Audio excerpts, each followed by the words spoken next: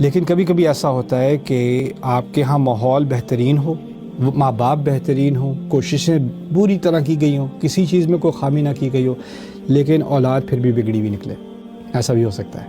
اس کی مثال قرآن میں بھی ہے. یعقوب علیہ السلام بہترین والد ہیں، بہترین ماحول ہے، نبی سے اچھا والد کون ہوگا، لیکن ان کی اولاد بگڑی ہوئی ہے.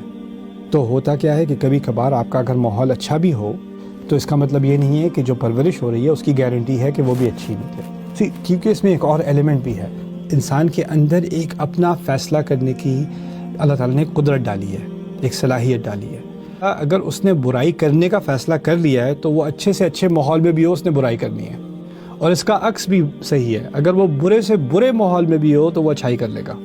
رسول صلی اللہ علیہ وسلم یا ابراہیم علیہ السلام برے سے برے ماحول میں ہیں لیکن اچھائی پر کمیٹڈ ہے. صحابہ برے سے برے ماحول میں تھے لیکن وہ ایمان کی طرف آئے.